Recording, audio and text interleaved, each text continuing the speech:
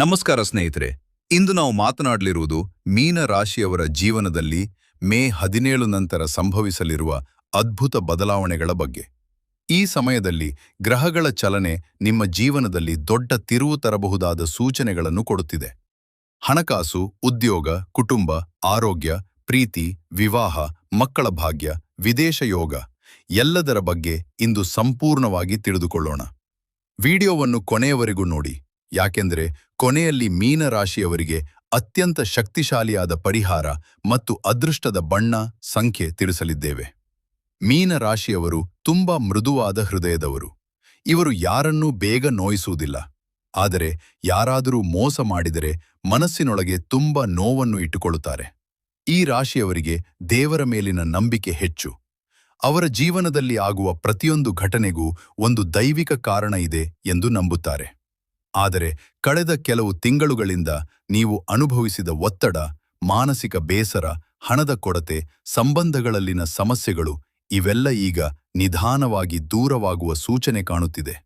ಮೇ 17 ನಂತರ ನಿಮ್ಮ ಜೀವನದಲ್ಲಿ ಒಂದು ಹೊಸ ಶಕ್ತಿ ಪ್ರವೇಶ ಮಾಡಲಿದೆ.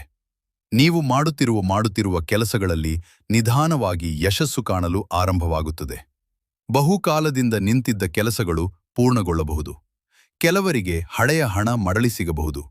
ಕೆಲವರಿಗೆ ಹೊಸ ಉದ್ಯೋಗದ ಅವಕಾಶಗಳು ಸಿಗಬಹುದು. ಇದುವರೆಗೆ ನಿಮ್ಮನ್ನು ಅರ್ಥ ಮಾಡಿಕೊಳ್ಳದವರು ಕೂಡ ಈಗ ನಿಮ್ಮ ಬೆಲೆ ಅರಿಯಲಿದ್ದಾರೆ. ಮೀನರಾಶಿಯವರಿಗೆ ಹಣದ ವಿಷಯದಲ್ಲಿ ಮೇ 17 ನಂತರ ಉತ್ತಮ ಬದಲಾವಣೆಗಳು ಕಾಣುತ್ತವೆ. ಅಕಸ್ಮಾತ್ ಹಣದ ಲಾಭ ಸಿಗುವ ಯೋಗ ಇದೆ. ಹಳೆಯ ಹೂಡಿಕೆಗಳಿಂದ ಲಾಭ ಬರುತ್ತದೆ. ವ್ಯಾಪಾರ ಮಾಡುವವರಿಗೆ ಹೊಸ ಗ್ರಾಹಕರು ಸಿಗಬಹುದು. ಆದರೆ ಒಂದು ವಿಷಯ ಗಮನದಲ್ಲಿಡಿ. ಈ ಸಮಯದಲ್ಲಿ ಯಾರಿಗೂ ದೊಡ್ಡ ಮೊತ್ತದ ಹಣ ಸಾಲ ಕೊಡಬೇಡಿ. ನಂಬಿದವರಿಂದಲೇ ಮೋಸ ಆಗುವ ಸಾಧ್ಯತೆ ಇದೆ. ಕೆಲವರು ಹೊಸ ವಾಹನ ಖರೀದಿಸುವ ಯೋಚನೆ ಮಾಡಬಹುದು. ಮನೆ ಸಂಬಂಧಿಸಿದ ಶುಭ ಕಾರ್ಯಗಳು ನಡೆಯಬಹುದು. ಉದ್ಯೋಗದಲ್ಲಿರುವವರಿಗೆ ಇದು ಬಹಳ ಮುಖ್ಯ ಸಮಯ. ನಿಮ್ಮ ಶ್ರಮವನ್ನು ಗುರುತಿಸುವವರು ಬರುತ್ತಾರೆ. ಮೇಲಧಿಕಾರಿಗಳಿಂದ ಪ್ರಶಂಸೆ ಸಿಗಬಹುದು. ಕೆಲವರಿಗೆ ವರ್ಗಾವಣೆ ಯೋಗ ಇದೆ. ಕೆಲವರಿಗೆ ಸಂಬಳ ಹೆಚ್ಚಾಗುವ ಸಾಧ್ಯತೆ ಇದೆ. ಬಹುಕಾಲದಿಂದ ಕೆಲಸ ಹುಡುಕುತ್ತಿರುವವರಿಗೆ ಶುಭ ಸುದ್ದಿ ಸಿಗಬಹುದು. ವ್ಯಾಪಾರಿಗಳಿಗೆ ಇದು ನಿಧಾನವಾಗಿ ಬೆಳವಣಿಗೆಯ ಸಮಯ. ಆದರೆ ಸಹಭಾಗಿತ್ವದ ವ್ಯವಹಾರದಲ್ಲಿ ಎಚ್ಚರಿಕೆ ಅಗತ್ಯ. ಪ್ರೀತಿಯ ವಿಷಯದಲ್ಲಿ ಮೀನರಾಶಿಯವರು ತುಂಬ ಭಾವನಾತ್ಮಕ. ದಾಂಪತ್ಯ ಜೀವನದಲ್ಲಿ ಕೆಲ ಸಣ್ಣ ಜಗಳಗಳು ಬಂದರೂ ಅವು ಬೇಗ ಶಾಂತಿಯಾಗುತ್ತವೆ. ಒಬ್ಬರ ಮಾತನ್ನು ಇನ್ನೊಬ್ಬರು ಅರ್ಥ ಮಾಡಿಕೊಂಡರೆ ಸಂಬಂಧ ಇನ್ನಷ್ಟು ಗಟ್ಟಿಯಾಗುತ್ತದೆ. ಕುಟುಂಬದಲ್ಲಿ ಸಂತೋಷದ ವಾತಾವರಣ ನಿರ್ಮಾಣವಾಗುತ್ತದೆ. ಮನೆಯಲ್ಲಿನ ಕಲಹಗಳು ಕಡಿಮೆಯಾಗುತ್ತವೆ. ಹಿರಿಯರ ಆಶೀರ್ವಾದ ನಿಮ್ಮ ಮೇಲೆ ಇರುತ್ತದೆ. ಮಕ್ಕಳ ವಿಷಯದಲ್ಲಿ ಸಂತೋಷದ ಸುದ್ದಿ ಕೇಳಬಹುದು. ಶಿಕ್ಷಣ ಕ್ಷೇತ್ರದಲ್ಲಿ ಉತ್ತಮ ಫಲಿತಾಂಶ ಸಿಗಬಹುದು. ಕೆಲವರು ಕುಟುಂಬದ ಜೊತೆ ಧಾರ್ಮಿಕ ಸ್ಥಳಗಳಿಗೆ ಭೇಟಿ ನೀಡುವ ಸಾಧ್ಯತೆ ಇದೆ. ಆರೋಗ್ಯದ ವಿಷಯದಲ್ಲಿ ಸ್ವಲ್ಪ ಎಚ್ಚರಿಕೆ ಅಗತ್ಯ. ನಿದ್ರೆ ಕೊರತೆ, ತಲೆನೋವು, ಮಾನಸಿಕ ಒತ್ತಡ ಕಾಣಬಹುದು. ಹಳೆಯ ಆರೋಗ್ಯ ಸಮಸ್ಯೆಗಳನ್ನು ನಿರ್ಲಕ್ಷ್ಯ ಮಾಡಬೇಡಿ. ಹೆಚ್ಚು ನೀರು ಕುಡಿಯಿರಿ. ಧ್ಯಾನ ಮತ್ತು ಪ್ರಾರ್ಥನೆ ನಿಮ್ಮ ಮನಸ್ಸಿಗೆ ಶಾಂತಿ ನೀಡುತ್ತದೆ.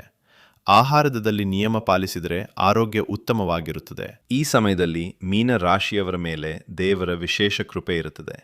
ವಿಶೇಷವಾಗಿ ಶ್ರೀಕೃಷ್ಣ, ಲಕ್ಷ್ಮೀ ದೇವಿ ಮತ್ತು ಶಿವನ ಆರಾಧನೆ ಮಾಡಿದರೆ ಜೀವನದಲ್ಲಿ ಅದ್ಭುತ ಬದಲಾವಣೆಗಳು ಕಾಣಬಹುದು. ಪ್ರತಿ ಗುರುವಾರ ದೀಪ ಹಚ್ಚಿ ಪ್ರಾರ್ಥನೆ ಮಾಡಿ. ಬಡವರಿಗೆ ಅನ್ನದಾನ ಮಾಡಿದರೆ ಅದೃಷ್ಟ ಹೆಚ್ಚಾಗುತ್ತದೆ. ಮೇ 17 ನಂತರ ನೀವು ಕೆಲವು ವಿಷಯಗಳಲ್ಲಿ ಜಾಗ್ರತೆ ವಹಿಸಬೇಕು. ಎಲ್ಲರನ್ನೂ ಸುಲಭವಾಗಿ ನಂಬಬೇಡಿ.